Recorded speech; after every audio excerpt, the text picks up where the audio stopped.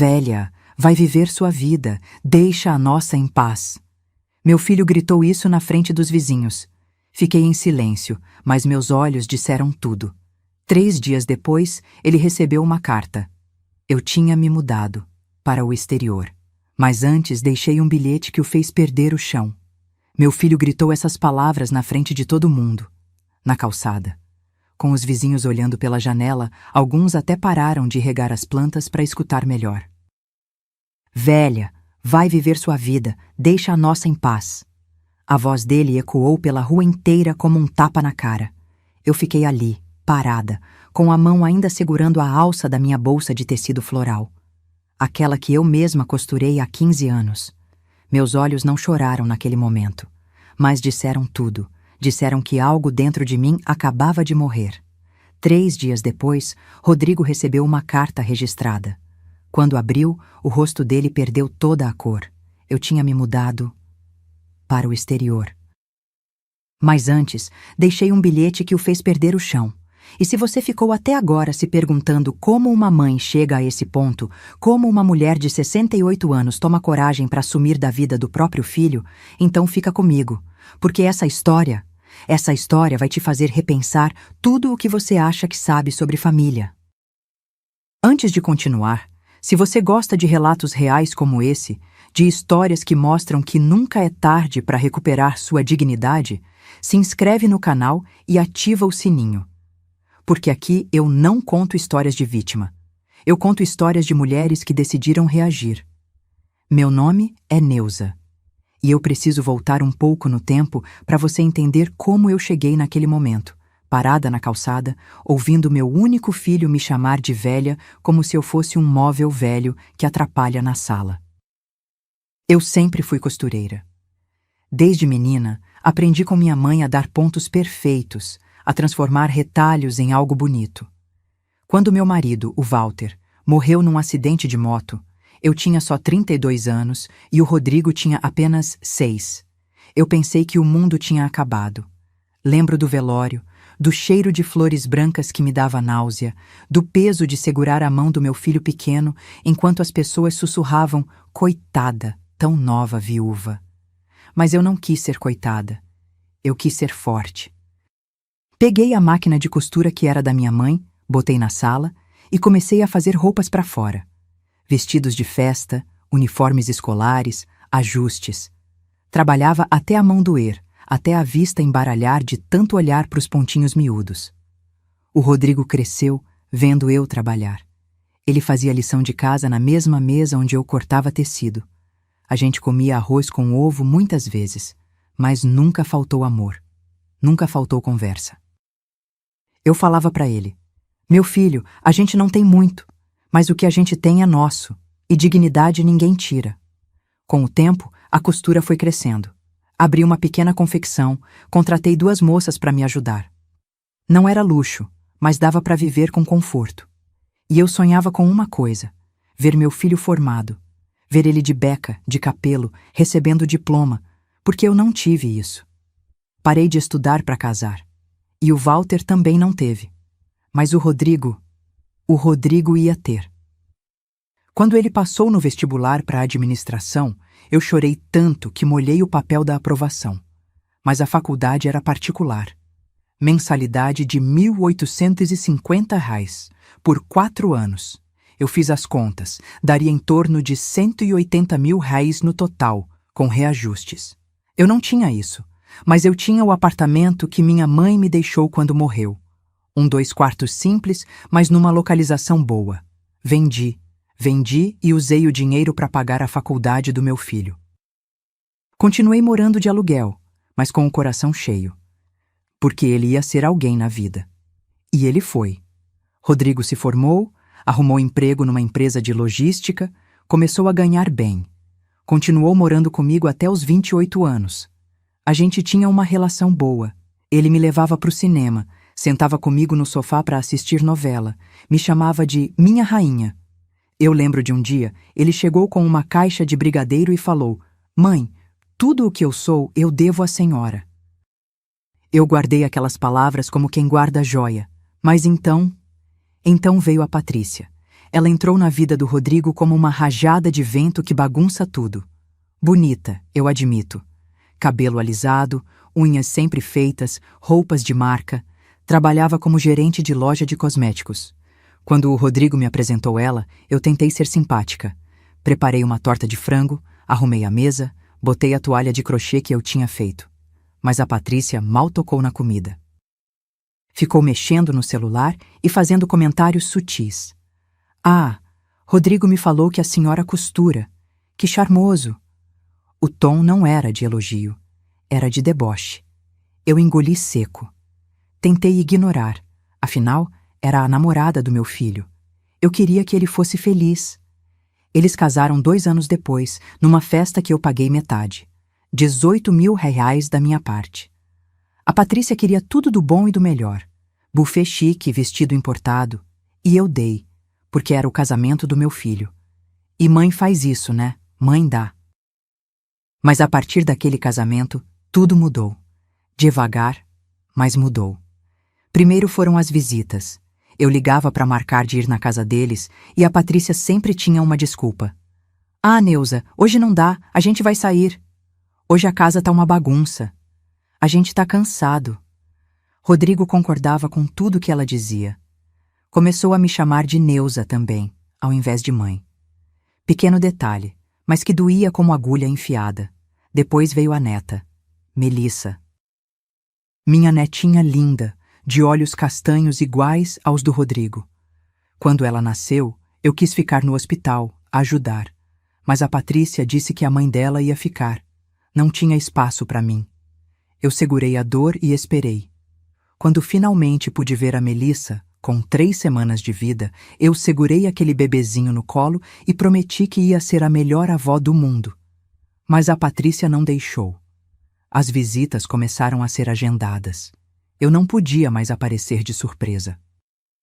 Tinha que ligar antes, confirmar horário, como se fosse consulta médica. E mesmo assim, muitas vezes eu chegava lá e a Patrícia inventava que a Melissa estava dormindo, ou irritada ou doente. Eu voltava para casa com o coração apertado, abraçando a boneca de pano que eu tinha costurado para minha neta e que nunca conseguia entregar.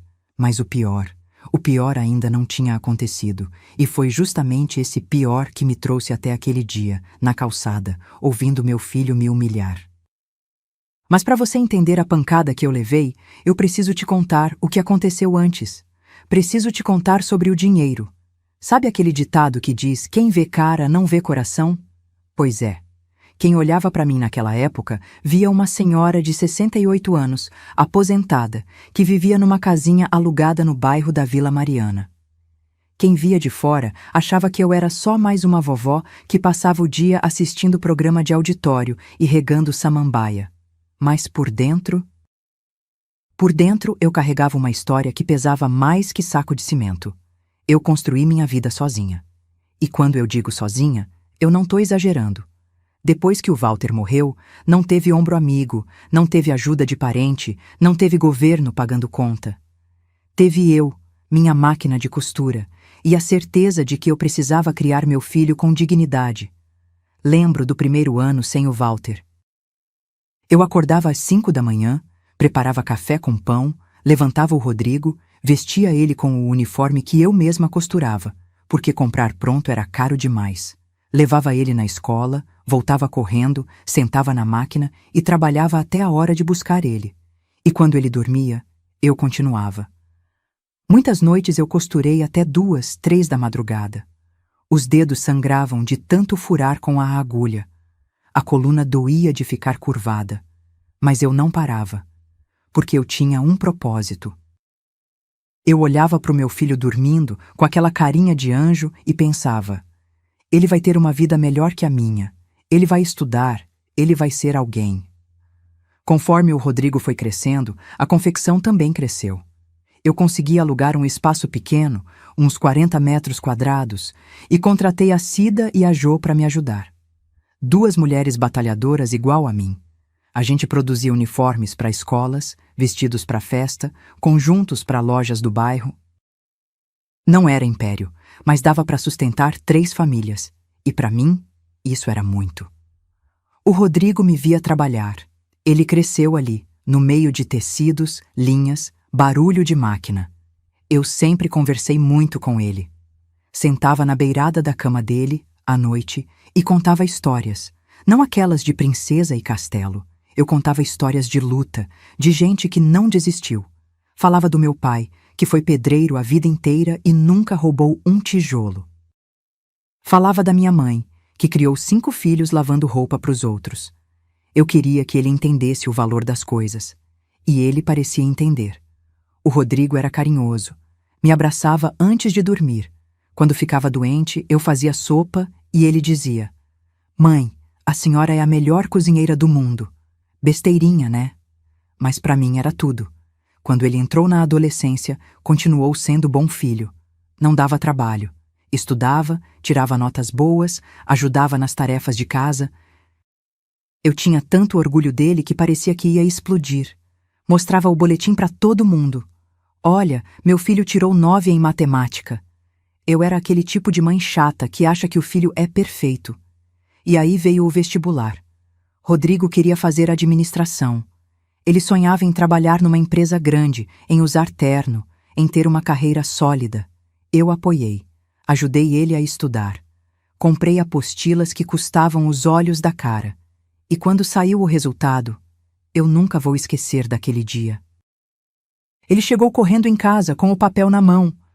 "Mãe, eu passei! Passei, mãe!" A gente pulou, abraçado, chorando igual 2 crianças. Eu lembro que liguei para Cida e para Jô, e elas vieram aqui em casa, trouxeram guaraná e bolo. A gente comemorou até tarde. Foi um dos dias mais felizes da minha vida. Mas aí veio a realidade. A faculdade era particular. A mensalidade era R$ 1.850. Eu fiz as contas. 4 anos.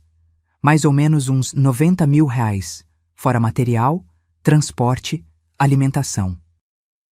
Ia dar perto de R$ 180.000 no total. Eu não tinha essa quantia. A confecção dava para viver, mas não para guardar tanto assim. Eu fiquei uns dias pensando. Olhava para o Rodrigo, via a felicidade dele, via o sonho ali, tão perto, e pensei no apartamento. O apartamento que minha mãe tinha me deixado quando morreu. Eram 2 quartos no Jabaquara, simples, mas numa rua tranquila, bem localizado.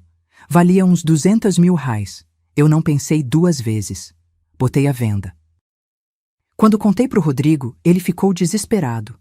"Mãe, não faz isso, a senhora vai ficar sem nada." Mas eu segurei a mão dele e falei: "Meu filho, esse apartamento é feito de tijolo, mas você é feito de sonho, e sonho vale mais." Ele chorou. Eu também. Mas a decisão estava tomada. Vendi o apartamento por R$ 195.000. Paguei a faculdade inteira à vista, consegui um desconto bom. Sobrou um trocado que eu guardei para emergências e continuei morando de aluguel. A casinha onde eu tô até hoje, ou melhor, onde eu estava até pouco tempo atrás. 3 cômodos pequenos, quintal de terra batida, um pé de jabuticaba que dá fruto todo ano. Rodrigo se formou. A cerimônia de formatura foi num ginásio grande, cheio de gente. Eu fui sozinha, sentei lá no fundão, mas quando chamaram o nome dele e ele subiu no palco, de beca preta, sorrindo, eu senti que tudo tinha valido a pena. Todas as noites sem dormir, todos os dedos furados, todas as contas apertadas. Valeu. Ele arrumou emprego rápido. Começou como assistente numa empresa de logística, mas logo foi promovido. Começou a ganhar bem. Uns R$ 4.500, depois R$ 6.000, depois mais. Comprou um carro usado, um Palio branco. E continuou morando comigo. Pagava parte do aluguel, ajudava nas compras. A gente tinha uma rotina boa. A gente ia no cinema todo mês. Ele escolhia filme de ação, eu preferia comédia, mas a gente sempre cedia um pro outro. Depois ia comer pastel na feira.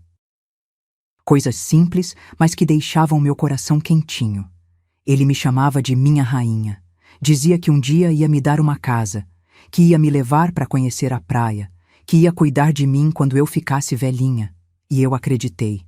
Acreditei com todas as forças. Até que ele conheceu a Patrícia. Foi num churrasco de amigos do trabalho. Ele voltou para casa naquela noite com um brilho diferente no olho. Mãe, conheci uma menina incrível. Eu sorri. Incrível como? Ele ficou vermelho. Incrível de verdade.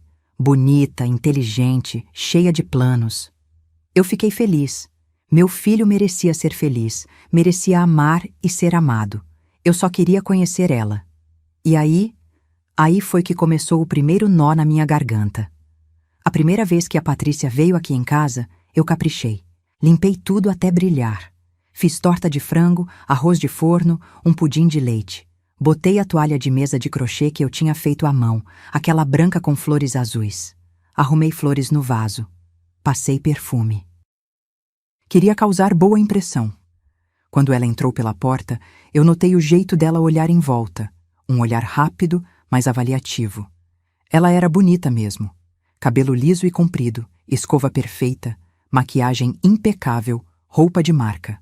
Salto alto mesmo sendo almoço de domingo. Ela apertou minha mão de leve como quem toca em algo que pode sujar e disse: Oi, Neuza. Prazer. Neuza. Não Dona Neuza. Não senhora. Só Neuza. Sentamos para comer. Eu servi a comida toda animada, contando que a receita da torta era da minha avó. A Patrícia pegou um pedacinho minúsculo, cutucou com o garfo e disse: Ah, que charmoso. Rodrigo me falou que a senhora costura, né? Deve ser cansativo. O tom não era de solidariedade. Era de piedade? Ou desprezo? Não sei. Mas doeu. Durante o almoço, ela mal comeu. Ficou no celular. Rodrigo tentava puxar assunto, mas ela respondia com monossílabos. Quando eles foram embora, eu lavei a louça com um aperto no peito. Tentei me convencer de que era nervosismo dela, que na próxima ia ser diferente. Mas não foi. A cada encontro, eu sentia que Patrícia me via como um empecilho, como alguém ultrapassado, atrasado, que não tinha nada a acrescentar. E o pior, Rodrigo começou a mudar também. Aos poucos, mas mudou. Ele parou de me chamar de mãe e passou a me chamar de Neuza também. Parou de me contar as coisas do trabalho. Parou de me perguntar como foi meu dia. Eu tentava não ligar. É fase, eu pensava. Ele tá apaixonado, logo volta ao normal. Mas não voltou. E então veio o casamento. E aí começou o verdadeiro inferno. O casamento foi bonito, não vou mentir. Foi num salão de festas com lustres de cristal, mesas decoradas com flores brancas e douradas, tudo muito chique. Eu me senti deslocada o tempo todo. Botei meu vestido azul marinho, o único social que eu tinha, e um sapato de salto baixo que apertava. Mas eu estava feliz. Meu filho ia casar. Ia começar uma família. E eu, como mãe, só queria ver ele sorrindo. A Patrícia entrou na igreja de vestido importado, uma coisa que custou 12 mil reais. Sim, ela fez questão de comentar. O bolo tinha 5 andares. O buffet servia salmão, camarão, coisas que eu nunca tinha provado na vida. E eu paguei metade de tudo aquilo. 18 mil reais da minha parte. Dinheiro que eu juntei vendendo enxovais, consertando roupa, economizando no mercado. Mas eu dei. Porque mãe faz isso, né? Mãe abre mão. No dia do casamento, a Patrícia mal olhou para mim. Cumprimentou os pais dela com abraços longos, tirou 1000 fotos com as amigas, mas comigo foi só um oi seco e um sorriso de canto de boca. Rodrigo tentou me incluir, me chamou para tirar foto com eles dois. Mas quando eu me aproximei, a Patrícia suspirou alto e disse: Rodrigo, depois a gente tira, tá? Agora é só a gente. E ele concordou. Eu fiquei ali, segurando minha bolsinha de mão, sentindo meu coração se partir ao meio. Mas engoli, sorri, bati palma. Porque era o dia deles, não meu. Depois do casamento, eles foram morar num apartamento alugado no Morumbi. 2 quartos, varanda, churrasqueira, condomínio com piscina. Um lugar bonito. Rodrigo me ligou no primeiro dia e disse: Mãe, vem conhecer nossa casa. Eu fiquei toda animada. Levei um bolo de cenoura que eu tinha feito, embrulhado em papel alumínio, ainda quentinho. Quando cheguei lá, toquei a campainha. A Patrícia abriu a porta de roupão com cara de sono. Ah, Neuza! Rodrigo não te avisou que a gente ia sair? Eu gelei. Mas ele me ligou ontem pedindo para eu vir. Ela bufou. É, mas mudou os planos. Hoje não dá. Rodrigo apareceu atrás dela, meio sem graça. Desculpa, mãe. É que esqueci que a gente tinha marcado almoço com os pais da Patrícia. Eu segurei o bolo, que já estava esfriando na minha mão, e disse: Ah, tudo bem. Deixa eu deixar isso aqui para vocês, então. A Patrícia pegou o bolo de qualquer jeito, nem agradeceu direito e fechou a porta. Voltei para casa com um nó na garganta que não descia de jeito nenhum, e as coisas só pioraram. As visitas começaram a ser agendadas. Eu não podia mais ligar e falar: filho, vou dar uma passadinha aí. Não. Tinha que ligar antes, perguntar se podia, confirmar horário, como se eu fosse visita de médico. E mesmo assim, muitas vezes eu ligava e a Patrícia inventava desculpa. Ai, Neuza, hoje a casa tá uma bagunça. Hoje não dá, a gente vai sair. Rodrigo tá cansado, melhor deixar para outro dia. Outro dia que nunca chegava. Eu comecei a me sentir descartável. Como uma roupa velha que você guarda no fundo do armário e nunca mais usa, mas também não tem coragem de jogar fora. Aí veio a Melissa. Quando a Patrícia engravidou, eu fiquei nas nuvens. Ia ser avó. Ia ter uma netinha para fazer roupa, para contar história, para dar colo. Eu já comecei a costurar coisinhas. Macacãozinho de algodão, manta de crochê, toucas pequeninhas. Guardei tudo numa caixa enfeitada com papel de presente cor-de-rosa, esperando o dia de entregar. Mas quando a Melissa nasceu, eu não pude estar lá. A Patrícia deixou claro. A mãe dela ia ficar no hospital ajudando. Não tinha espaço para mim. Muita gente atrapalha, Neuza. Você entende, né? Eu disse que entendia, mas por dentro eu estava me despedaçando. Quando finalmente consegui ver minha neta, ela já tinha 3 semanas de vida. 3 semanas. Eu cheguei na casa deles com a caixa de presentes, o coração batendo acelerado. A Patrícia me recebeu, pegou a caixa sem nem abrir e disse: Ela tá dormindo, melhor você não pegar, senão acorda. Fiquei ali, sentada no sofá da sala, olhando para a porta do quarto, imaginando minha netinha dormindo do outro lado. Fiquei 1 hora. A Melissa não acordou. Ou acordou e a Patrícia não me chamou. Não sei. Mas voltei para casa sem nem ter tocado nela. As visitas continuaram assim, controladas, cronometradas, como se eu fosse uma ameaça.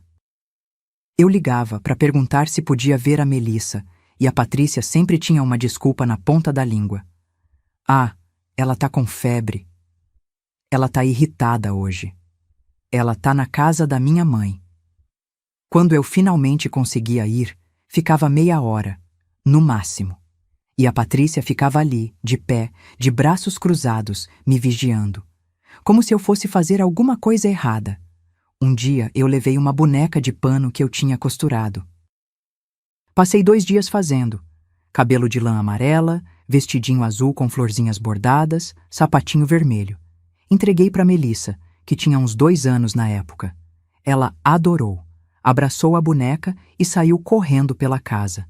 Eu fiquei tão feliz, até que na visita seguinte não vi a boneca em lugar nenhum. Perguntei: Cadê a bonequinha que eu dei para Melissa? A Patrícia deu de ombros. Ah, ela enjoou.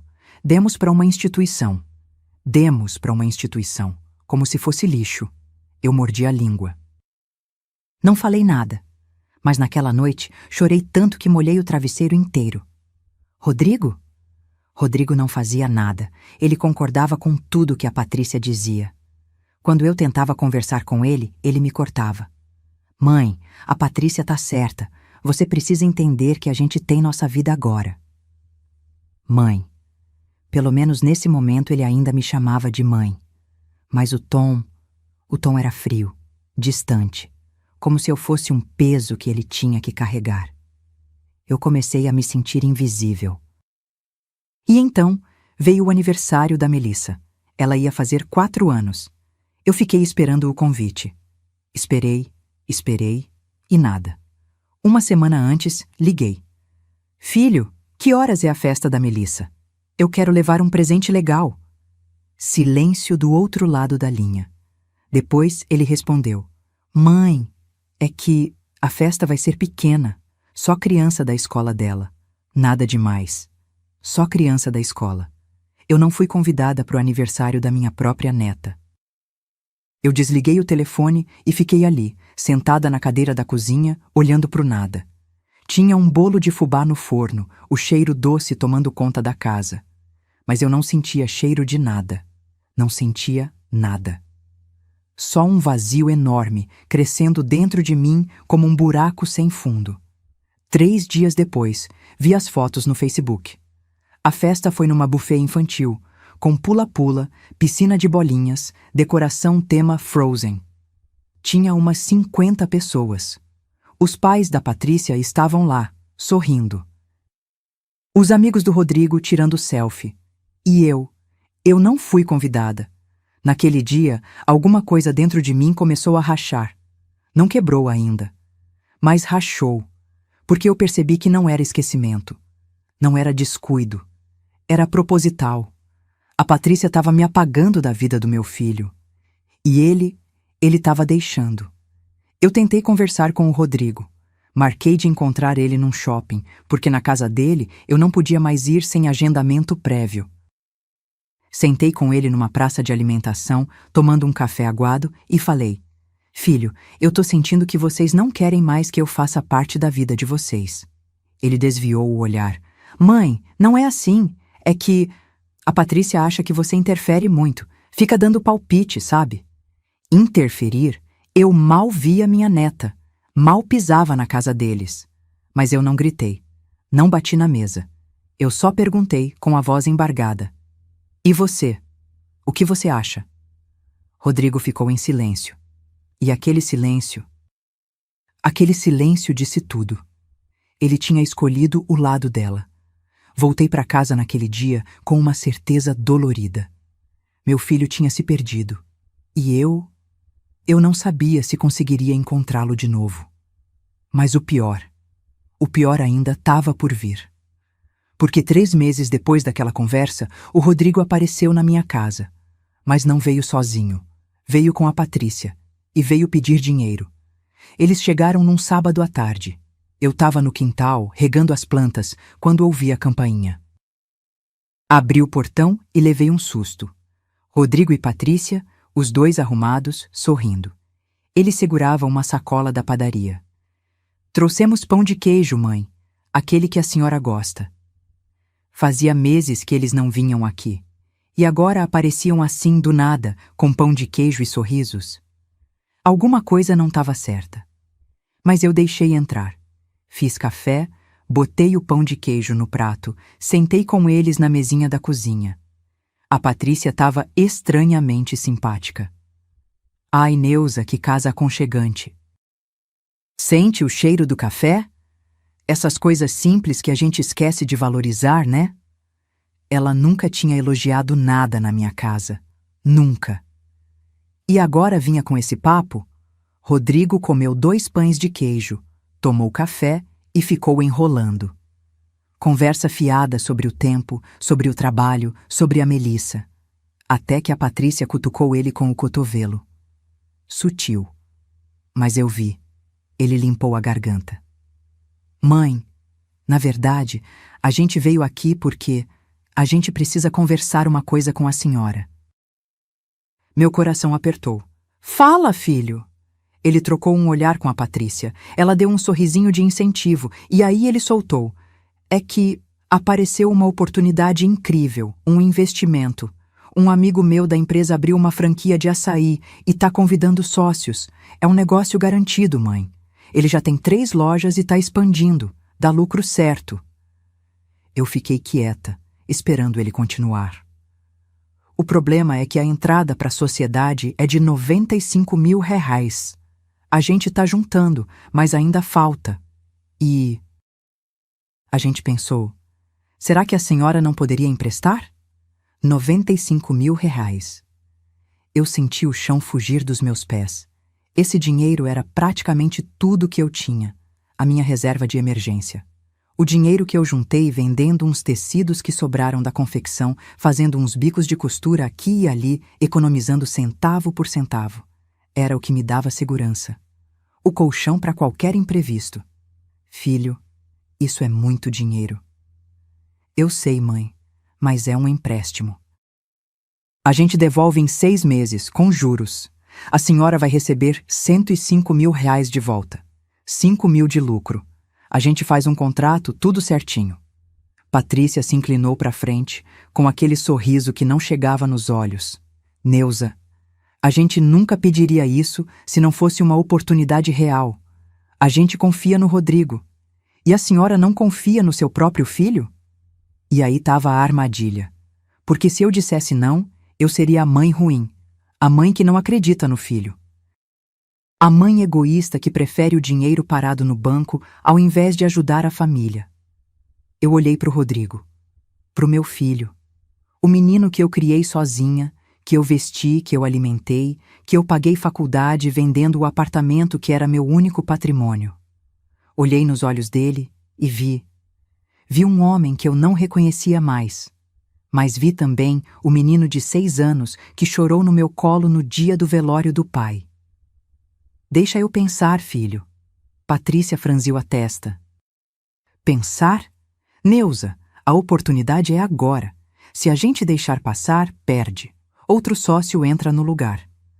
Rodrigo segurou a mão dela num gesto que parecia dizer, calma. Mas depois ele olhou para mim e disse, com aquela voz de menino que eu não conseguia resistir. Mãe, eu não pediria se não fosse importante. A senhora sempre falou que queria ver eu crescer, ter sucesso. Essa é a chance.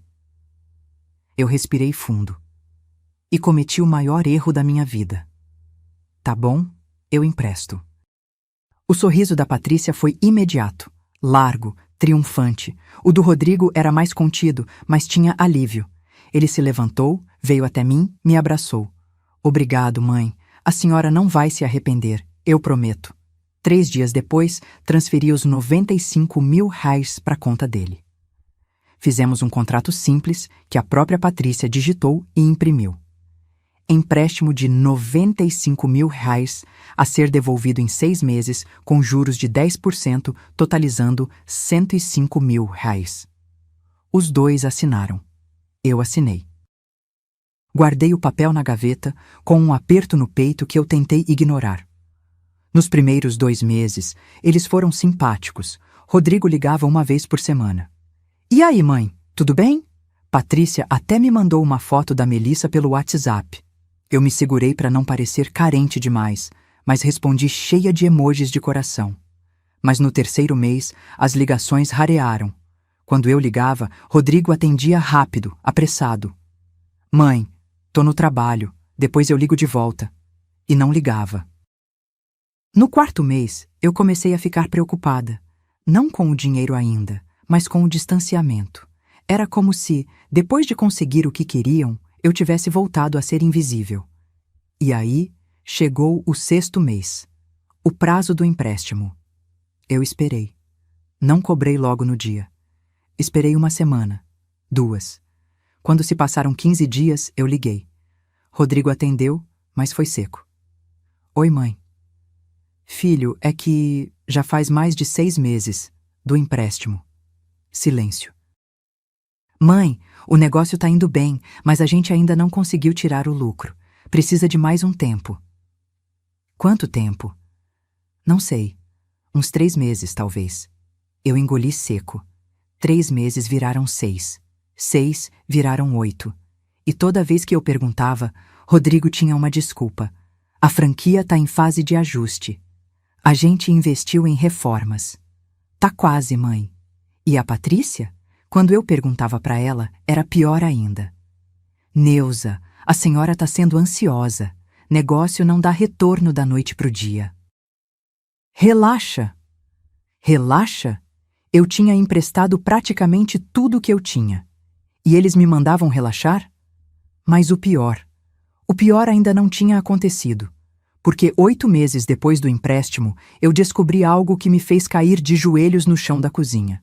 Eu estava na feira, comprando verdura, quando a dona Conceição, minha vizinha, veio falar comigo. Neuza, vi seu filho outro dia. Que carro lindo ele comprou. Um Corolla novinho. Eu gelei. Carro? É, preto, 0 quilômetro. Tava estacionado na frente do prédio dele. Eu vi quando passei por lá visitando minha irmã. Voltei para casa com as pernas bambas. Entrei no Facebook. Eu quase não usava, mas tinha criado uma conta só para ver fotos da Melissa. E lá estava. Uma foto do Rodrigo, ao lado de um Corolla preto, sorrindo com a legenda: Conquista nova, Deus é fiel. R$78 mil, eu pesquisei. Um Corolla 0 custava em torno disso. Eles tinham comprado um carro, com o meu dinheiro. Eu senti meu peito apertar tanto que achei que ia ter um infarto.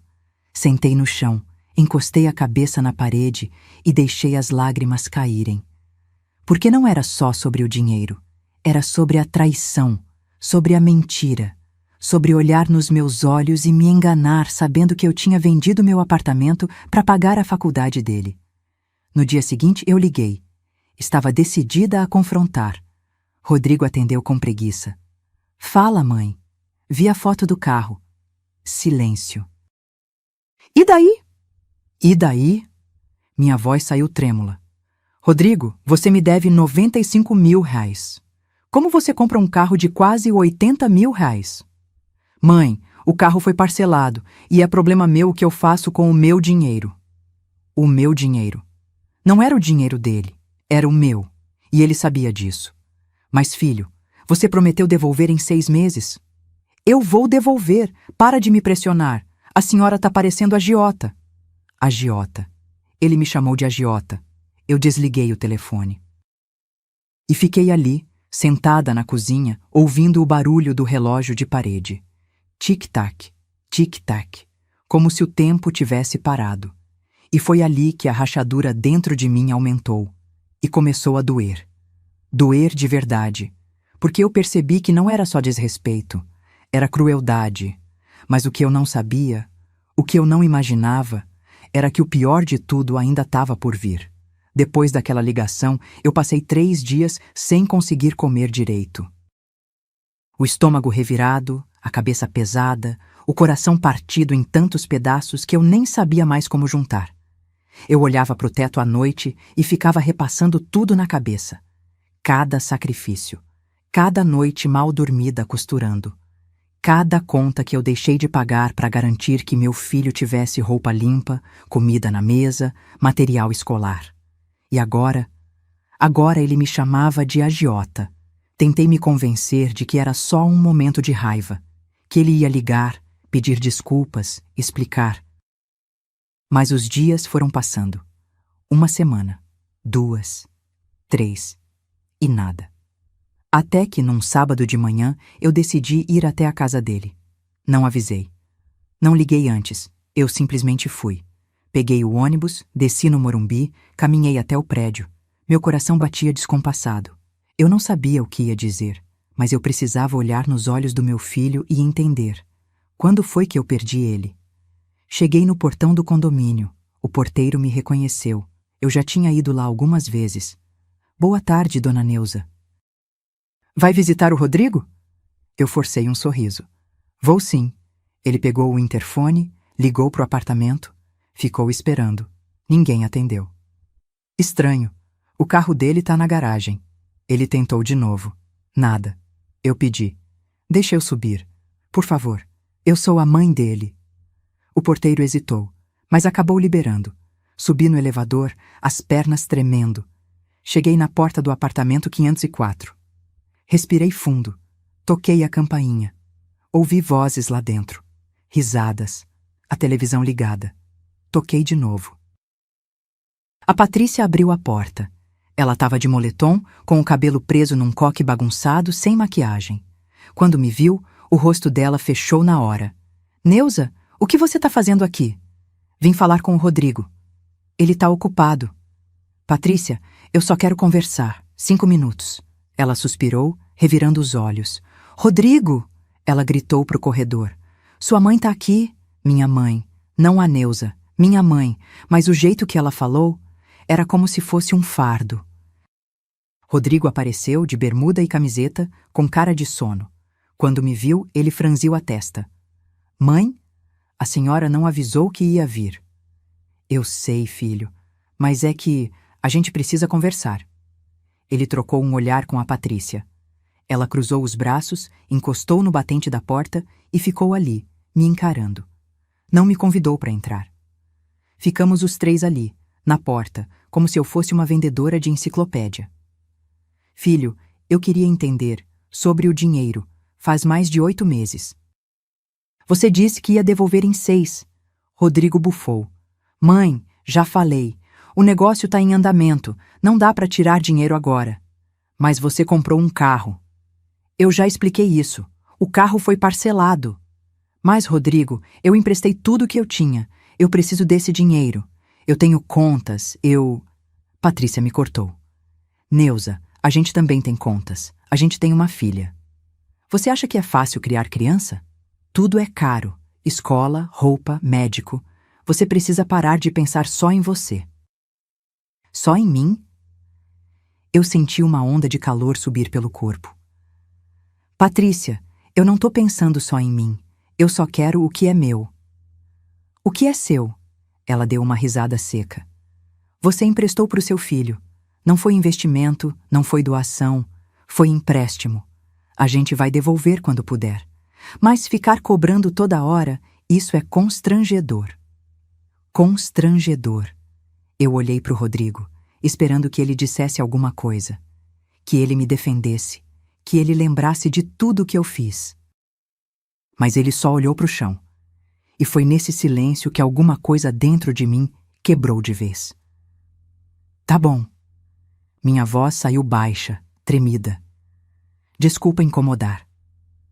Eu virei as costas e fui embora. Ouvi a porta se fechando atrás de mim antes mesmo de eu chegar no elevador. Desci devagar. Saí do prédio, caminhei até o ponto de ônibus. E quando sentei no banco, sozinha, com o sol queimando na minha cabeça, eu finalmente entendi. Eu não era mais mãe. Eu era credora. Um número numa folha de papel. 3 dias depois, aconteceu o pior. Era uma quinta-feira. Eu estava na frente de casa, varrendo a calçada, quando vi a Melissa brincando na rua com outras crianças. Meu coração pulou. Fazia meses que eu não via minha neta de perto. Ela estava maior, o cabelo mais comprido, usando um vestidinho rosa com desenho de unicórnio. Eu larguei a vassoura e fui até ela. Melissa, meu amor. Ela me olhou meio sem jeito, mas sorriu. Oi, vó. Eu me ajoelhei na frente dela, segurei as mãozinhas dela. Como você tá? Saudade da vovó. Melissa me abraçou. E naquele abraço apertado, eu senti que ainda existia amor. Ainda existia vínculo. Foi quando ouvi a voz dele. Melissa, vem aqui. Rodrigo e Patrícia vinham caminhando pela calçada. Ele com cara fechada, ela com aquele olhar de irritação. Melissa correu até eles. Rodrigo pegou a mão dela e olhou para mim. Mãe, a gente já conversou sobre isso. A senhora não pode ficar aparecendo do nada para falar com a Melissa. Aparecendo do nada? Rodrigo, ela estava brincando aqui na rua, eu só cumprimentei. Patrícia se meteu. Neuza, você não respeita limites. A gente já falou, se quiser ver a Melissa, tem que avisar antes. Os vizinhos começaram a sair das casas, curiosos com o bate-boca. A dona Conceição estava na janela. O seu Moacir parou de lavar o carro para olhar. E eu senti a vergonha subindo, quente, ardendo no rosto. Filho, eu só queria ver minha neta. Sua neta? A voz da Patrícia veio cortante. Neuza, você acha que só porque é avó pode fazer o que quer? A Melissa é nossa filha, nossa responsabilidade, e a gente decide quando você pode ou não ver ela. Eu pisquei, tentando segurar as lágrimas. Rodrigo, fala alguma coisa. Ele me olhou, e naquele olhar, eu vi o homem que ele tinha se tornado. Um homem que eu não conhecia. Um homem que escolheu o lado errado. E então ele abriu a boca. Velha, vai viver sua vida, deixa a nossa em paz. O mundo parou. As crianças pararam de brincar. Os vizinhos ficaram mudos. Até o vento pareceu parar. Velha. Meu filho me chamou de velha, na frente de todo mundo. Eu fiquei ali, parada, com a mão ainda segurando a alça da minha bolsa de tecido floral, aquela que eu mesma costurei, aquela que estava gasta nas pontas, desbotada pelo tempo. Meus olhos não choraram naquele momento, mas disseram tudo. Disseram que algo dentro de mim acabava de morrer. Rodrigo pegou a Melissa no colo e foi embora. Patrícia me lançou um último olhar, um olhar vitorioso, e foi atrás dele. Eu fiquei ali, sozinha, com o barulho das folhas sendo levadas pelo vento, com o silêncio constrangido dos vizinhos, com a vergonha queimando a pele. Entrei em casa, fechei a porta, encostei nela e finalmente deixei as lágrimas caírem. Chorei como eu não chorava desde o dia que enterrei o Walter. Chorei por tudo que eu dei, por tudo que eu abri mão, por tudo que eu sacrifiquei e pelo filho que eu perdi. Mas naquela noite, depois que as lágrimas secaram, depois que a dor se transformou em outra coisa, algo frio, algo decidido, eu levantei da cama, acendi a luz da cozinha e fui até o armário. No alto, atrás de umas caixas de remédio, tinha uma caixa de sapatos velha. Abri. Dentro estavam todas as provas. Os recibos da faculdade do Rodrigo. Todos. 4 anos. 180 mil reais em parcelas que eu paguei suando, cortando tecido, costurando de madrugada. A escritura do apartamento que eu vendi. A única coisa que minha mãe me deixou e que eu troquei pelo futuro dele. Fotos minhas, mais jovem, cansada, exausta, mas sempre sorrindo, sempre tentando. E o contrato, aquele maldito contrato de empréstimo, 95 mil reais, assinado por ele, por ela, por mim. Olhei para aqueles papéis e naquele momento tomei uma decisão, fria, calculada, irreversível.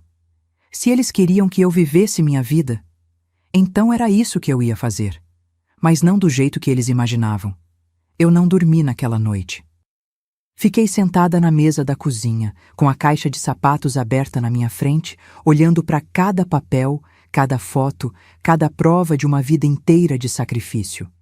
E enquanto o céu clareava lá fora, uma clareza diferente foi nascendo dentro de mim. Não era raiva. Raiva eu já tinha sentido. Isso era outra coisa. Era determinação. Eu tinha passado a vida inteira me doando, me anulando, aceitando migalhas de afeto. E o resultado? Ser chamada de velha na frente dos vizinhos. Ser tratada como estorvo. Ser enganada e roubada pelo próprio filho. Mas acabou. Naquela manhã, quando o sol nasceu, uma nova Neuza também nasceu. Uma que não ia mais chorar. Uma que não ia mais implorar. Uma que ia, finalmente, tomar as rédeas da própria vida. A primeira coisa que fiz foi parar de ligar para o Rodrigo. Parece simples, mas para mim foi uma das coisas mais difíceis. Porque toda mãe tem aquele impulso, sabe? De ligar, de perguntar como tá, de tentar consertar. Mas eu cortei. Bloqueei o impulso. Guardei o celular na gaveta e fingi que ele não existia. Passaram 3 dias, 1 semana. Rodrigo ligou uma vez. Eu atendi, mas fui seca. Alô? Ele pareceu surpreso com o tom. Mãe, tá tudo bem? Eu respondi. Tá, precisa de algo? Ele gaguejou. Não, só tava ligando para saber como a senhora tá. Tô bem. Mais alguma coisa? Silêncio. Não, é só isso. Então tá, tchau. Desliguei e senti algo que eu não sentia há muito tempo. Controle. Nos dias seguintes, organizei meus documentos. Peguei todos os papéis, coloquei numa pasta transparente e procurei uma advogada. Não qualquer advogada. Eu queria alguém que entendesse de direito de família, de cobrança, de justiça. Encontrei a doutora Valéria, escritório pequeno, mas com boa reputação. Marquei consulta e fui. Ela me recebeu numa salinha simples, com uma mesa cheia de processos e um cheiro de café velho. Mas o olhar dela era afiado, atento. Eu gostei na hora. Contei tudo. Do começo ao fim, o apartamento vendido, a faculdade paga, o empréstimo, as mentiras, o carro, a humilhação pública. Ela foi anotando, sem interromper. E quando terminei, ela me olhou por cima dos óculos e disse: Dona Neuza, a senhora tem um caso forte, muito forte. Meu coração acelerou. Esse contrato aqui vale. E como já passou o prazo, a senhora pode entrar com ação de cobrança. Com juros e correção monetária, o valor sobe para 127 mil reais. 127 mil reais. E tem mais, ela continuou. Se ele se recusar a pagar, podemos pedir penhora de bens, incluindo o carro. Eu respirei fundo. Não era sobre vingança. Era sobre justiça.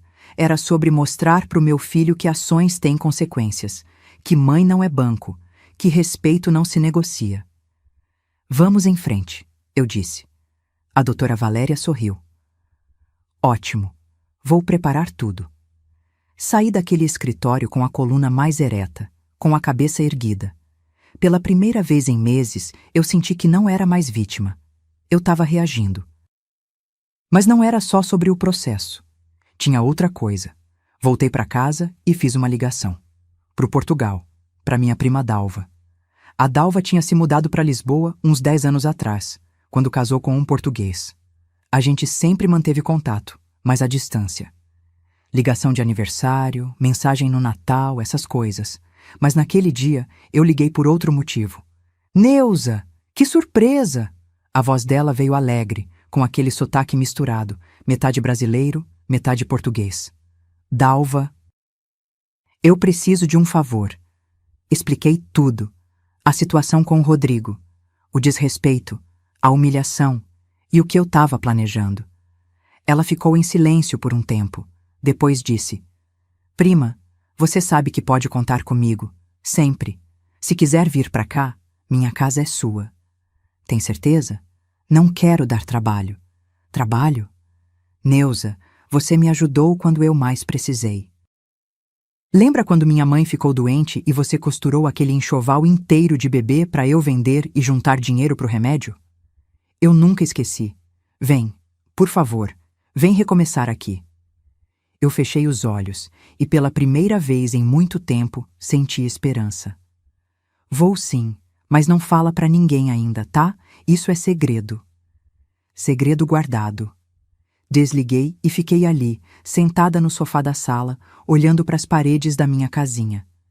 Aquelas paredes tinham me visto chorar, me visto suar, me visto envelhecer.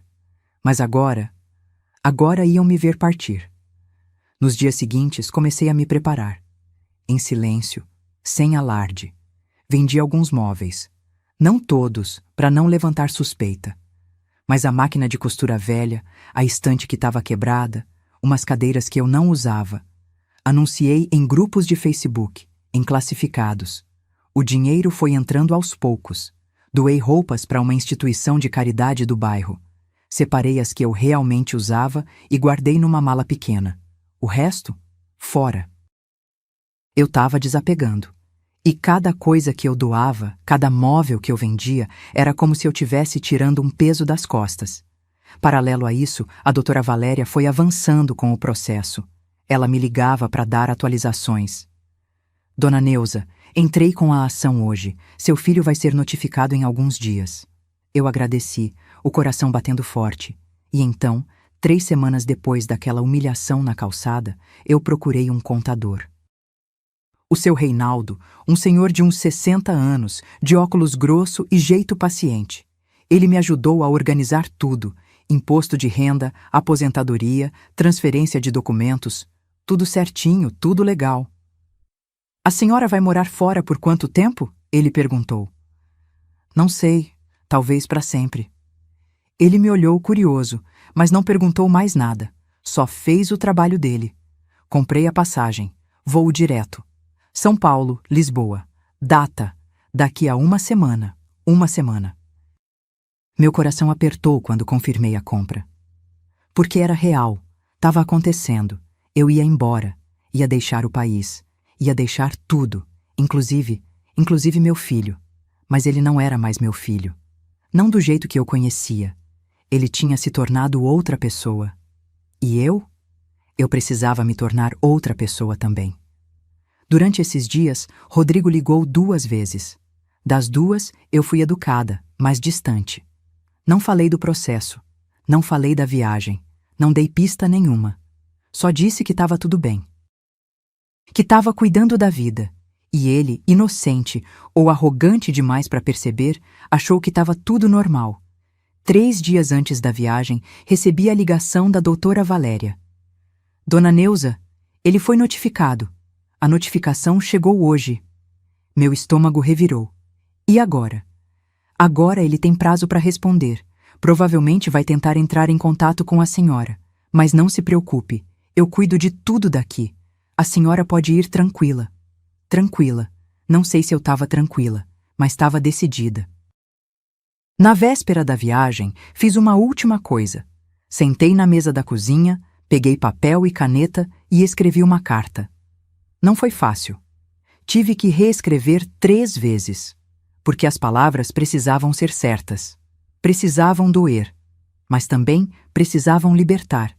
E quando terminei, dobrei o papel, coloquei dentro de um envelope branco e escrevi na frente: para Rodrigo. Deixei em cima da mesa. Na manhã seguinte, arrumei minha mala. Uma só, pequena, com o essencial. Olhei em volta pela última vez.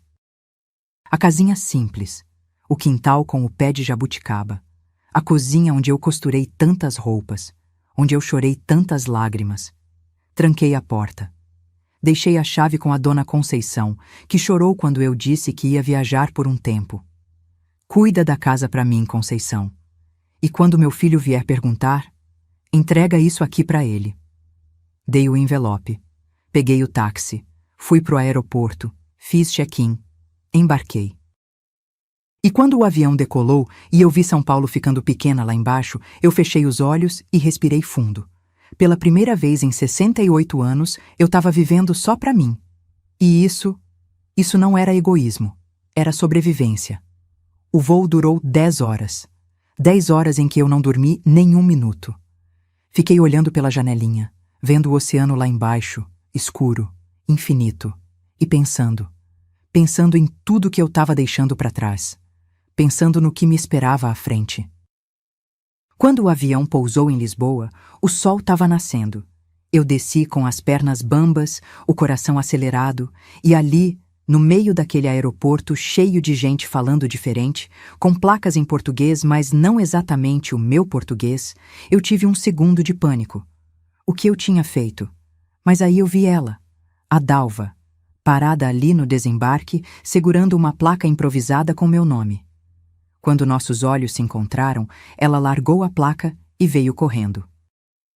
Me abraçou forte e eu senti o cheiro do perfume dela, o calor daquele abraço, e tudo ficou menos assustador. Bem-vinda, prima. Bem-vinda à sua nova vida. Eu chorei. Ali mesmo, no meio do aeroporto. Os primeiros dias foram de adaptação. A casa da Dalva era pequena, mas aconchegante, num bairro chamado Benfica, com ruas de paralelepípedo e prédios antigos. Ela e o marido, o Fernando, me receberam como família. Montaram um quartinho para mim, com uma cama de solteiro, um armário e uma janela que dava para o pátio interno onde crescia uma oliveira. Eu tentava me manter ocupada. Ajudava nas tarefas da casa, fazia comida, saía para caminhar. Mas minha cabeça estava sempre em São Paulo, imaginando o que estava acontecendo, se Rodrigo já tinha recebido a carta, se tinha procurado pela mãe. 3 semanas depois da minha chegada, recebi a ligação. Era a doutora Valéria. Dona Neuza, tem uma novidade. Meu coração disparou. Fala. Recebi uma ligação de uma mulher. Ela disse que trabalhou com a Patrícia e tem informações importantes para a senhora. Franzi a testa. Que tipo de informações? Ela não quis falar por telefone, mas disse que é sobre o dinheiro, sobre o tal investimento. Um arrepio subiu pela minha espinha. Passa o contato dela. A doutora Valéria me passou um número de celular. Eu desliguei, respirei fundo e liguei. Atendeu uma voz feminina, jovem, meio nervosa. Alô? Oi. É a Neuza. A advogada me passou seu contato. Você disse que tem informações? Silêncio do outro lado. Depois ela falou: Dona Neuza, meu nome é Jéssica. Eu trabalhei com a Patrícia na loja de cosméticos. Há uns 6 meses eu fui demitida. Injustamente, inclusive. E desde então, eu tenho pensado se devia ou não contar isso. Contar o quê? Ouvi ela respirar fundo. O investimento. A tal franquia de açaí. Nunca existiu. O chão sumiu debaixo dos meus pés. Como assim? Nunca existiu, Dona Neuza. Eu ouvi a Patrícia conversando com as amigas dela na loja uns meses atrás. Ela estava rindo, contando como tinha convencido o Rodrigo a pedir dinheiro para a senhora. Disse que o dinheiro era para reformar o apartamento e comprar o carro. E que que você tinha caído direitinho. Eu senti minha mão tremer tanto que quase derrubei o celular. Reformar o apartamento? Sim. Eles trocaram todo o piso, colocaram um armário planejado na cozinha, refizeram o banheiro e compraram o carro, o Corolla. Tudo com o dinheiro da senhora. Ela falava com tanto desdém, como se a senhora fosse boba. Boba. Eu fechei os olhos. A sala da Dalva girou ao meu redor. Jéssica, você tem como provar isso? Eu gravei uma das conversas. Na época, eu estava desconfiada que ela estava tramando me demitir. Então comecei a gravar algumas coisas. E nesse dia, sem querer, peguei essa conversa também. Eu posso te mandar o áudio se quiser. Manda, por favor. 5 minutos depois, meu celular apitou. Um arquivo de áudio. Eu coloquei o fone de ouvido, apertei play e ouvi. A voz da Patrícia. Clara. Inconfundível. Gente, vocês não sabem o que eu consegui. Convenci o Rodrigo a pedir empréstimo para a mãe dele. Falei que era para investimento, aquela historinha de franquia. Ela caiu direitinho. 95 mil réis. Agora tô reformando o apartamento inteiro. Vai ficar um luxo. E ainda sobrou pro carro. A velha chata agora pode parar de aparecer aqui toda hora. Pelo menos serviu para alguma coisa. Risadas ao fundo. Vozes femininas concordando, comentando, e a voz da Patrícia de novo. Sério, gente, sogra é fogo, mas essa agora vai ficar na dela, quietinha, esperando o dinheiro que nunca vai voltar. Mais risadas. O áudio acabou. Eu tirei o fone. Fiquei ali, sentada na beirada da cama, com as mãos nos joelhos, tentando processar. Nunca existiu investimento. Nunca existiu franquia. Tudo foi mentira. Desde o começo. Eles olharam nos meus olhos, sentaram na minha mesa, comeram o pão de queijo que eu comprei e mentiram. Friamente. Calculadamente. E o Rodrigo? O Rodrigo sabia? Será que ele sabia desde o início? Ou a Patrícia tinha manipulado ele também? Mas aí eu lembrei. Lembrei dele dizendo: é problema meu o que eu faço com o meu dinheiro. Lembrei dele me chamando de agiota. Lembrei dele gritando na rua: velha, vai viver sua vida. Ele sabia e não ligou. Eu liguei de volta para Jéssica. Você pode enviar esse áudio para minha advogada? Eu vou te passar o contato. Claro, dona Neuza, e... Sinto muito, de verdade. Desliguei. Liguei imediatamente para a doutora Valéria. Contei tudo, mandei o áudio, ela ouviu, ficou em silêncio. E depois disse, com a voz firme: isso muda tudo. Isso não é só cobrança de dívida. Isso é estelionato. A senhora pode processar criminalmente também. Não. A palavra saiu rápida, instintiva. Não quero processo criminal. Não quero ver meu filho preso. Só quero meu dinheiro de volta. Com juros, com correção. E quero que ele entenda que o que fez foi errado.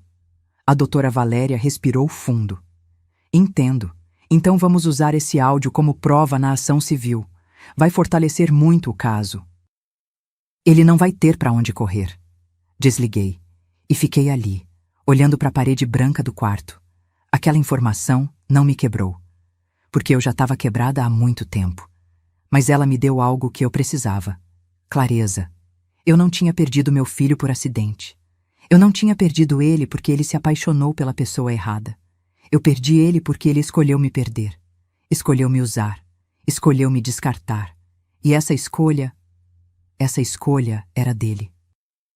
Naquela noite, eu sentei no quintal da casa da Dalva, embaixo da oliveira, e olhei para o céu. As estrelas aqui eram diferentes. Ou talvez fossem as mesmas, mas eu que estava olhando com olhos diferentes. Chorei? Chorei. Mas não como antes. Dessa vez, as lágrimas eram de libertação, porque eu finalmente tinha entendido. Não era sobre o dinheiro. Nunca foi. Era sobre dignidade, sobre valor, sobre aprender que amar alguém não significa deixar que pisem em você. E eu tinha aprendido. Naquela noite, eu dormi. Dormi profundamente. Pela primeira vez desde que saí do Brasil. E quando acordei, no dia seguinte, com o sol batendo na janela e o cheiro de café vindo da cozinha, eu soube. Eu ia ficar bem.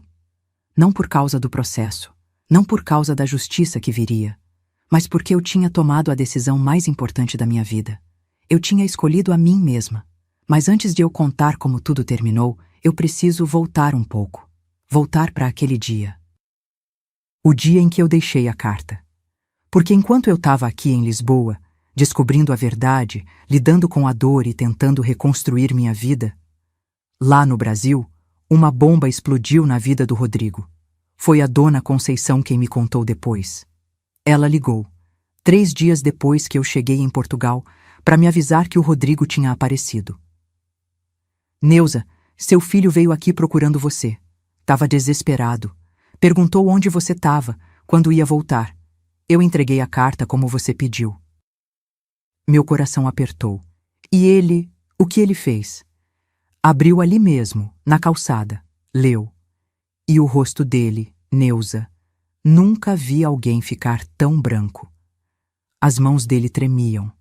Ele tentou me ligar no interfone, mas eu falei que você tinha viajado e não sabia quando voltava. Ele saiu daqui cambaleando, sabe? Como se tivesse levado um soco.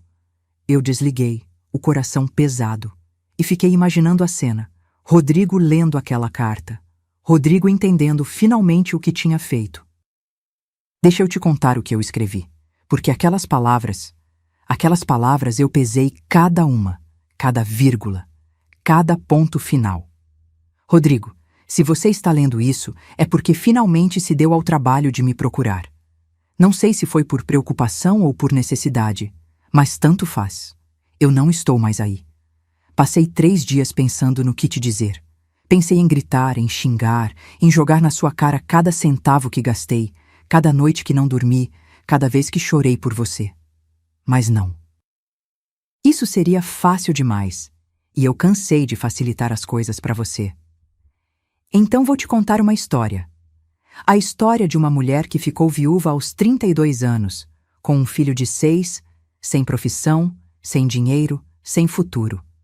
Mas que não desistiu, que pegou uma máquina de costura velha e transformou isso numa vida, que trabalhou até sangrar os dedos, que pulou refeições para você comer, que vendeu o único patrimônio que tinha, um apartamento que era minha herança, minha segurança, para pagar sua faculdade. 180 mil reais, Rodrigo. Foi isso que custou seu diploma. Não foi seu esforço. Não foi sua inteligência. Foi o apartamento da sua mãe. Aquele que eu vendi sem pensar 2 vezes, porque eu acreditava em você. Porque eu achava que você valia mais que tijolos. Eu te criei sozinha, te ensinei valores, te mostrei o que era dignidade. E você virou as costas para tudo isso no momento em que colocou uma aliança no dedo. Não vou culpar sua Patrícia. Seria fácil colocar a culpa toda nela.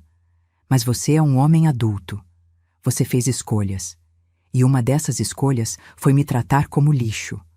Você mentiu para mim, me enganou. Pegou 95 mil reais, praticamente tudo que eu tinha, com uma história de investimento que nunca existiu.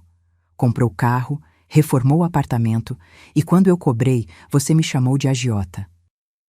Mas o pior de tudo não foi o dinheiro, Rodrigo. Foi a humilhação. Foi ser chamada de velha na frente dos vizinhos. Foi ser impedida de ver minha neta. Foi ser tratada como um estorvo na vida do meu próprio filho. Então você sabe o que eu fiz? Eu decidi te obedecer. Você mandou eu ir viver minha vida e deixar a de vocês em paz. E é exatamente isso que eu estou fazendo.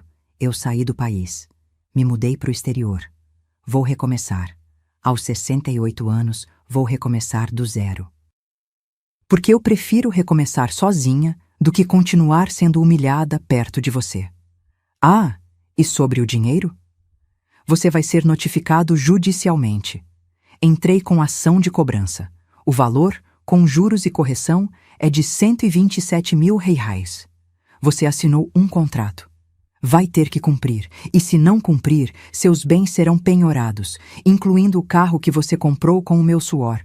Não tente me procurar, não tente me ligar. Troquei de número, deletei redes sociais, cortei todos os laços. Você disse que eu era velha, e talvez você tenha razão. Eu sou velha, mas sou velha e livre, livre de você, livre da sua ingratidão, livre da sua maldade. Aprenda uma coisa, meu filho, porque ainda sinto que você é meu filho, mesmo depois de tudo. Quem cria porcos não pode se espantar quando o chiqueiro fede. Você fez escolhas, agora vive com elas. Eu já escolhi, e minha escolha é eu. Adeus, Neuza. PS. Pode ficar com o dinheiro da faculdade. Considere um presente de uma mãe idiota que achou que amor comprava respeito. Mas os R$ 95.000, esses eu quero de volta, com juros. A dona Conceição me contou que depois de ler a carta, Rodrigo ficou parado na calçada por uns 10 minutos, só olhando para o papel. E então ele correu para o carro, entrou e saiu em disparada. Ele tentou me ligar. Meu número não existia mais. Tentou me procurar no Facebook. Eu tinha deletado tudo. Ligou para vizinhos, para conhecidos. Ninguém sabia onde eu estava. Porque eu não contei para ninguém além da Dalva. 2 dias depois da carta, chegou a notificação judicial. A doutora Valéria me mandou mensagem.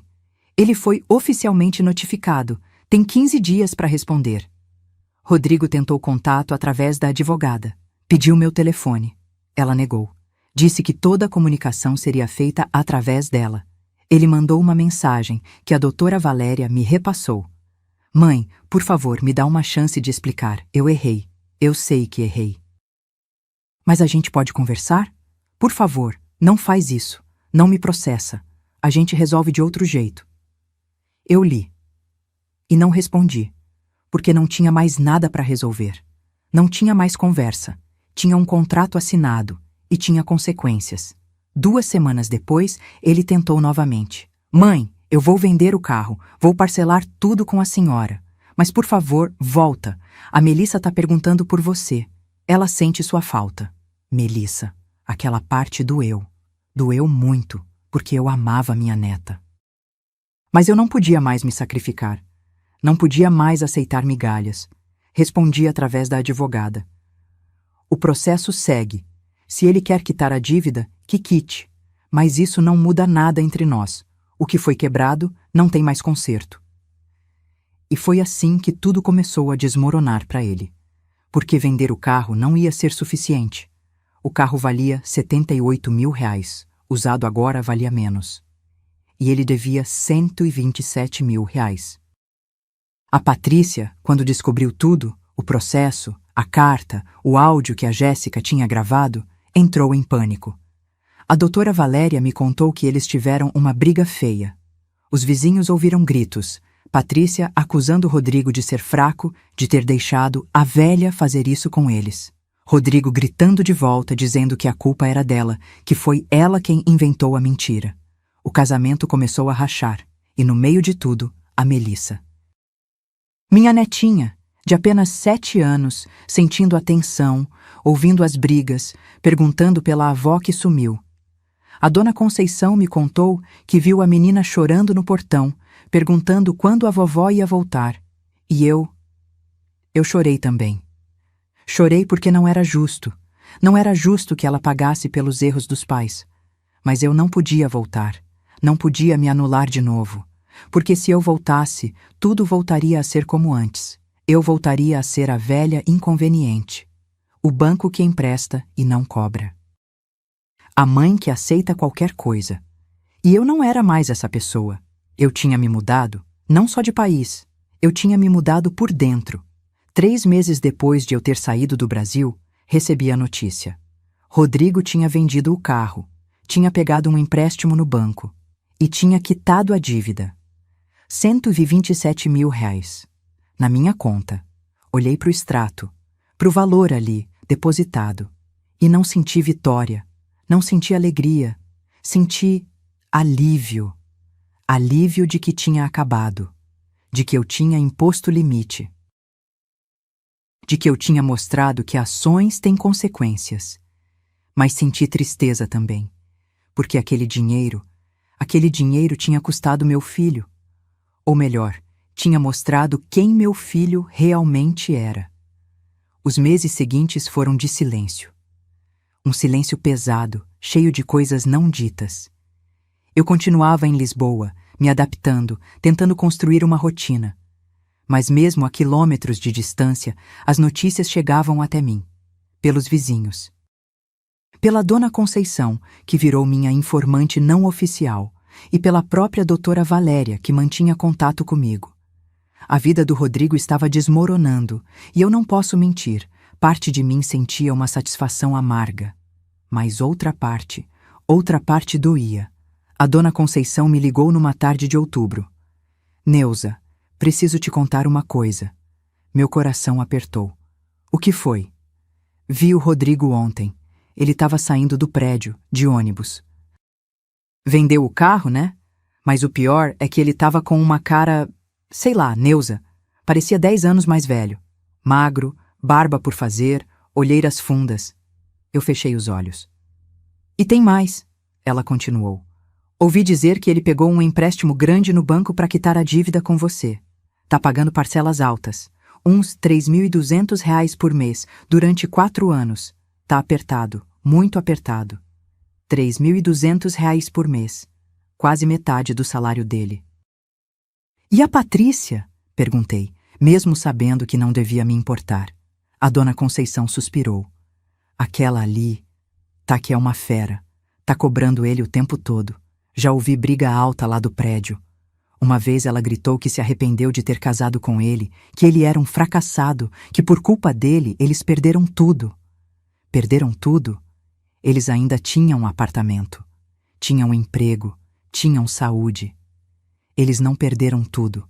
Perderam o que nunca foi deles, o meu dinheiro. E a Melissa? Minha voz saiu fraca. Ah, Neuza, a coitadinha. Anda quieta, tristinha. Vi ela outro dia na pracinha brincando sozinha.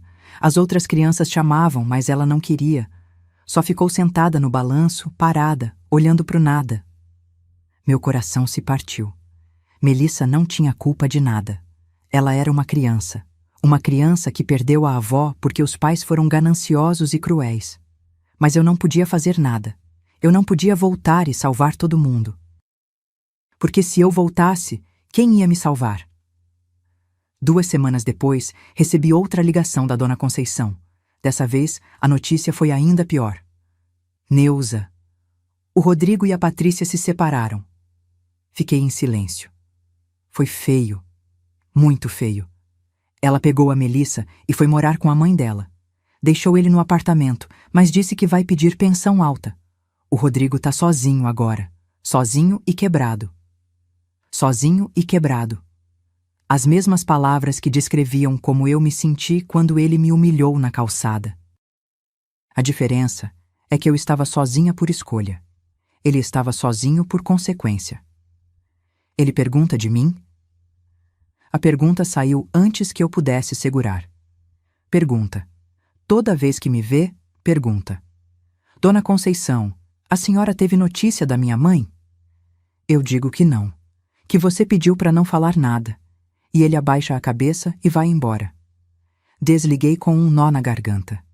À noite, deitada na cama, olhando para o teto, eu me perguntei: eu fiz a coisa certa?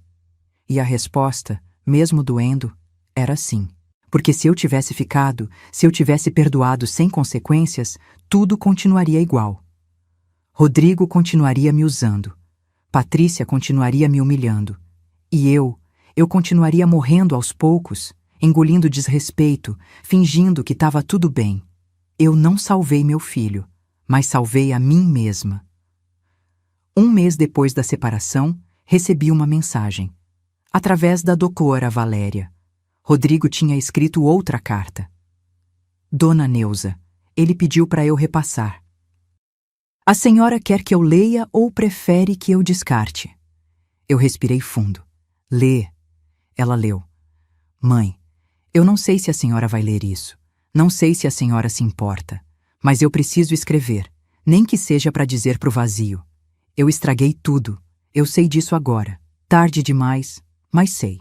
Quando a Patrícia me pediu para pedir aquele dinheiro para a senhora, ela disse que era só um empréstimo, que a gente ia devolver rápido, que a senhora nem ia sentir. E eu acreditei.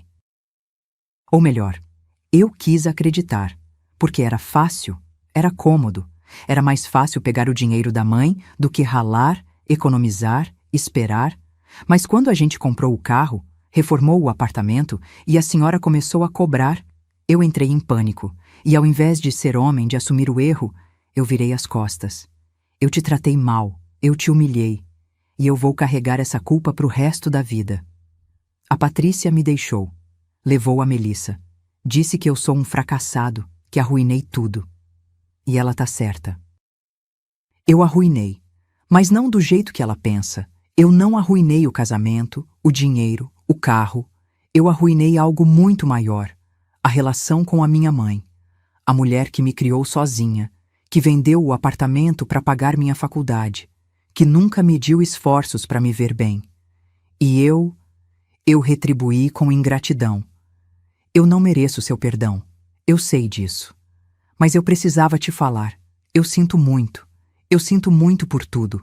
Por cada palavra ruim. Por cada desrespeito. Por ter te chamado de velha. Por ter te expulsado da minha vida. Você não era o problema, mãe. Eu era. A Melissa pergunta por você todos os dias. Ela chora. Ela não entende porque a vovó sumiu. E eu não sei o que dizer para ela, porque a verdade é vergonhosa demais para ser dita. Eu não tô pedindo para você voltar. Eu sei que não tenho esse direito. Só tô pedindo, sei lá, que você seja feliz, que você viva sua vida como eu mandei, porque pelo menos uma de nós dois merece ser feliz. E essa pessoa é você, Rodrigo. A doutora Valéria terminou de ler. Ficou em silêncio, esperando minha resposta. Eu limpei as lágrimas que teimavam em cair. Obrigada por ler, mas não vou responder. Tem certeza? Tenho. Porque aquela carta, mesmo triste, mesmo cheia de arrependimento, não mudava nada. Não devolvia os anos de humilhação. Não apagava o velha, vai viver sua vida. Não curava a ferida. Era tarde demais. Ou talvez não fosse sobre ser tarde. Era sobre eu ter aprendido que perdão não significa volta. Que eu podia perdoar, lá no fundo do meu coração, mas não precisava voltar para a vida dele. Não precisava me sacrificar de novo. 2 semanas depois, a dona Conceição me ligou pela última vez. Neuza, o Rodrigo se mudou. Se mudou? É. Deixou o apartamento. Deve ter voltado para o aluguel, algo mais barato. Não aguenta mais pagar o condomínio, as prestações do empréstimo e ainda a pensão da Melissa. Tá quebrado, Neuza. Quebrado de verdade. Eu fiquei em silêncio. E sabe o que mais? Ontem vi ele na padaria, comprando pão francês e mortadela. Só isso. Lembra quando você fazia isso? Quando o dinheiro estava apertado e você comprava o básico para dar pro Rodrigo menino? Sim, eu lembrava. Agora é ele quem tá vivendo assim. A vida tinha dado a volta. O filho que cresceu comendo pão com mortadela porque a mãe vendia apartamento para pagar faculdade dele, agora estava de volta ao pão com mortadela. Mas dessa vez por escolhas próprias. E eu estava em Lisboa. Comendo bacalhau, tomando vinho verde, assistindo o pôr do sol no Tejo. Não era vingança, era consequência. E talvez fosse justiça. Parte 10. A nova vida e a lição final, 6 meses. Tinha passado 6 meses desde que eu tinha pisado em solo português pela primeira vez. 6 meses desde que eu tinha deixado para trás uma vida inteira. E sabe o que eu descobri? Que recomeçar não tem idade. Tem coragem. Lisboa tinha me acolhido de um jeito que eu nunca esperei. No começo, tudo era estranho. O sotaque diferente, as ruas de pedra que machucavam meus pés, o frio que entrava pelos ossos. Mas aos poucos, aquela cidade antiga, cheia de história, foi virando minha casa. A Dalva me apresentou para um grupo de brasileiros imigrantes. A gente se reunia toda quinta-feira num café pequeno no bairro Alto. Eram pessoas como eu, que tinham deixado o Brasil por motivos diferentes, mas que carregavam as mesmas saudades. A gente tomava café, comia pastel de nata e ria. Ria muito. Eu tinha esquecido como era bom rir sem peso na consciência. 3 meses depois de chegar, consegui um trabalho. Nada grandioso. Meio período num ateliê de costura artesanal, no Chiado. A dona Fátima, uma portuguesa de 75 anos, com mãos firmes e coração macio, me contratou quando viu meu trabalho. "Você tem mão de fada", ela disse, passando os dedos num bordado que eu tinha feito. "Faz quanto tempo que costura?" "A vida inteira", respondi, e era verdade. O salário era modesto. Uns 800 euros por mês. Mas era meu. Eu não devia nada para ninguém. Não estava trabalhando para pagar dívida de filho ingrato. Estava trabalhando para mim. Comprei roupas novas. Não muitas, mas algumas. Um casaco de lã vermelho que eu nunca teria coragem de usar no Brasil. Uma bota de cano curto. Um lenço de seda. Pequenas coisas que me faziam sentir viva. Comecei a frequentar um grupo de caminhada para a terceira idade. Toda terça e sábado, a gente subia até o castelo de São Jorge, via a cidade lá de cima, respirava ar puro. Fiz amizades. A Dona Teresa, a Dona Glória, o seu Armando. Pessoas que não me conheciam como a mãe do Rodrigo. Me conheciam como Neuza. Só Neuza. E isso era libertador. Numa dessas caminhadas, o seu Armando, viúvo de 72 anos, me puxou conversa. "Neuza, a senhora tem um sorriso bonito. Devia sorrir mais." Eu corei. Fazia décadas que ninguém reparava no meu sorriso. Ele me convidou para tomar um café depois da caminhada. Eu aceitei. Não era romance. Era companhia. E companhia boa, leve, sem cobranças. Eu estava em paz. Pela primeira vez em anos, eu estava em paz. Mas a vida, ela sempre dá voltas. E numa terça-feira de novembro, recebi uma ligação da doutora Valéria. "Dona Neuza, recebi uma notificação. O Rodrigo entrou com um pedido através de advogado." Meu coração acelerou. "Pedido de quê?" Ele quer o contato da senhora. Ou pelo menos, uma última conversa. Presencial, se possível." "Presencial? Ele quer vir até Portugal?" "Não. Ele está pedindo que a senhora volte. Só por um dia. Diz que é importante, que tem a ver com a Melissa." Melissa. A menção da minha neta me atravessou como uma faca. O que aconteceu com ela? Ele não disse, mas insistiu que é urgente, que precisa da senhora. Fiquei em silêncio, o telefone quente na minha mão. "Dona Neuza, a senhora não é obrigada a nada. Pode recusar, mas..." Ele parece desesperado. Desliguei. Fiquei o resto do dia pensando. Andei pela casa da Dalva como um fantasma. Ela percebeu. "O que foi, prima?" Contei. Ela ouviu e depois disse: "Você não deve nada para ele. Mas, e se for mesmo sobre a menina?" A noite foi longa. Não dormi. Fiquei olhando para o teto, repassando tudo. Eu tinha jurado que não voltaria, que tinha cortado laços. Mas, e a Melissa? Ela não tinha culpa. Ela era inocente. No dia seguinte, liguei para a doutora Valéria. "Fala para ele que eu aceito. Uma conversa. Mas vai ser num lugar público e você vai estar presente." "Sim, senhora." Comprei a passagem. São Paulo. Só ida e volta. 3 dias no Brasil. Só isso. Quando o avião pousou em Guarulhos, eu senti um aperto no peito. O cheiro, o calor, o barulho. Tudo me trouxe memórias. Boas e ruins. Mas eu não estava voltando para ficar. Estava voltando para fechar um ciclo. O encontro foi marcado num café na Avenida Paulista. Meio da tarde. Movimento alto. Seguro. Cheguei primeiro. A doutora Valéria já estava lá, me esperando. Dona Neuza, pronta? Não, mas vamos lá. Rodrigo chegou 15 minutos depois, e quando eu vi ele... Meu Deus, ele estava irreconhecível. Magro, barba comprida, olheiras profundas, roupa amarrotada. Parecia ter envelhecido 10 anos em 6 meses. Ele me viu, parou. Os olhos dele encheram de lágrimas na hora. Mãe! A voz dele saiu quebrada. Eu respirei fundo. Não levantei, não corri para abraçar. Fiquei sentada, firme. Ele se aproximou, devagar, como quem se aproxima de um animal assustado. Sentou na frente de mim. Ficamos em silêncio por uns segundos que pareceram eternos. Obrigado por ter vindo, ele disse finalmente. Eu não respondi.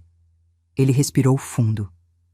Eu não sei nem por onde começar. Eu sei que eu não mereço nada. Sei que eu te machuquei de um jeito que não tem perdão. Mas... a Melissa, mãe. A Melissa não tá bem. Meu coração apertou. O que aconteceu? Ela tá com depressão infantil. Pelo menos é o que a psicóloga falou. Ela não come direito, não brinca, não fala quase nada, só pergunta por você. Toda noite, antes de dormir, ela pergunta: Pai, cadê a vovó? E eu não sei o que responder. As lágrimas começaram a descer pelo rosto dele. Ela fez um desenho. Na escola, a professora me chamou para mostrar. Era uma casa, e dentro da casa tinha 3 pessoas, eu, ela e você. Ela desenhou você, mãe, com cabelo branco, sorrindo. E embaixo ela escreveu: Eu quero minha vovó de volta. Eu senti minha garganta fechar. A psicóloga disse que ela precisa de encerramento, que ela não entende por que você sumiu. Ela acha que fez alguma coisa errada, que você não gosta mais dela. As lágrimas começaram a cair do meu rosto também. Eu não vim aqui para pedir que você volte para minha vida, mãe. Eu sei que eu não tenho esse direito. Eu só tô pedindo que você veja ela, uma vez. Que explique para ela que não foi culpa dela. Que você ainda ama ela porque ela tá sofrendo e ela não merece isso. Eu limpei as lágrimas, olhei para ele e pela primeira vez vi um homem arrependido de verdade. Onde ela tá? Com a Patrícia, na casa da sogra, quer dizer, da ex-sogra. Liga para ela, marca, eu quero ver minha neta. No dia seguinte, encontrei a Melissa num parquinho perto da casa da Patrícia. A Patrícia trouxe ela, mas ficou longe, encostada num carro, de braços cruzados. Rodrigo ficou comigo. Quando Melissa me viu, ela parou. Ficou olhando como se não acreditasse. E então, ela correu. Correu com as perninhas magrinhas, os olhos arregalados, o cabelo voando. Vovó? Eu me ajoelhei, e ela se jogou nos meus braços. Segurei ela com tanta força que achei que ia quebrar. Cheirei o cabelo dela, senti o corpinho quente dela contra o meu, e chorei. Chorei tudo que eu tinha segurado. Vovó, você voltou, você voltou. Voltei, meu amor, voltei. A gente ficou ali, abraçadas, por tempo que eu não sei medir. Podia ter sido 1 minuto, podia ter sido 1 hora. Quando finalmente me soltei, olhei nos olhos castanhos dela. Melissa, a vovó precisa te explicar uma coisa. Ela acenou com a cabeça, os olhos ainda cheios de lágrimas. Vovó teve que ir embora porque às vezes as pessoas grandes brigam. E quando isso acontece, a gente precisa de um tempo. Mas isso não foi culpa sua. Nunca foi.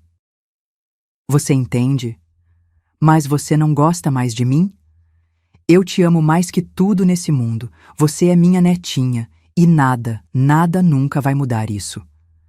Ela me abraçou de novo e ficamos ali, brincando, conversando, rindo, por 3 horas. Quando chegou a hora de ir embora, Melissa me segurou a mão. Vovó, você vai sumir de novo? Eu respirei fundo. Vovó vai morar longe, mas a gente vai conversar por vídeo, tá bom? Toda semana. E quem sabe, você vem me visitar. tem aviões grandes que atravessam o mar. E lá onde eu tô tem castelos, tem mar, tem coisas lindas. Os olhos dela brilharam. De verdade? De verdade. Ela sorriu. Um sorriso verdadeiro. E quando eu fui embora, quando olhei para trás e vi ela acenando, vi Rodrigo ao lado dela, com a mão no ombro da filha, eu senti que tinha feito a coisa certa. Voltei para Lisboa no dia seguinte, e quando o avião decolou, eu não olhei para trás. Rodrigo e eu trocamos algumas mensagens depois. Poucas. Educadas. Ele me mandava fotos da Melissa. Eu respondia com coraçõezinhos. A gente tinha algum tipo de trégua. Não era perdão completo, não era reconciliação, mas era encerramento. 6 meses depois, usei metade do dinheiro que eu tinha recuperado e doei para uma instituição que ajudava idosos em situação de vulnerabilidade no Brasil. R$ 63.500. Porque eu não precisava de tudo aquilo, e porque eu queria que algo de bom saísse de toda aquela dor. A outra metade, guardei. Para mim, para o meu futuro, para as minhas emergências. Porque pela primeira vez na vida eu estava pensando em mim. Hoje, com 69 anos, eu acordo cedo, tomo café com a Dalva, vou trabalhar no ateliê, costuro, bordo, converso com as clientes, volto para casa, faço chamada de vídeo com a Melissa uma vez por semana, saio para caminhar, tomo vinho com os amigos, rio, vivo. E sabe qual é a melhor parte? Eu sou feliz. Não é uma felicidade perfeita. Ainda dói às vezes. Ainda sinto falta do filho que eu criei, não do homem que ele se tornou. Ainda choro algumas noites, mas no dia seguinte eu levanto, abro a janela, vejo o sol batendo nas janelas de azulejo de Lisboa e agradeço. Porque eu aprendi a lição mais importante da minha vida. Respeito não se implora, se conquista ou se abandona. Eu não fui embora porque eu era fraca. Fui embora porque eu era forte. Forte o suficiente para escolher a mim mesma.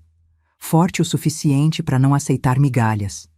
Forte o suficiente para recomeçar aos 68 anos num país estrangeiro. E se você está me ouvindo agora, se você está passando por algo parecido, se você está sendo desrespeitada, usada, humilhada por quem você ama, escuta o que eu tenho para te dizer. Você não precisa se anular para ser amada. Amor verdadeiro não dói, não humilha, não diminui. E nunca, nunca é tarde para recomeçar. Porque respeito não tem idade, dignidade não tem prazo de validade. E eu, hoje, eu vivo minha vida, como meu filho mandou. Mas dessa vez, cercada de quem me valoriza. Se esse relato tocou seu coração, se você também acredita que nunca é tarde para se escolher, deixa um comentário contando de onde você está assistindo. Escreve também o que você sentiu ouvindo essa história. Me conta, você já precisou impor limites com quem você ama? E se essa história te fez refletir, deixa seu like e se inscreve no canal para continuar acompanhando histórias reais de mulheres que escolheram sua dignidade. Porque aqui, a gente não conta a história de vítima. A gente conta a história de recomeço, um abraço de Lisboa. E lembra, você é mais forte do que imagina. Fim.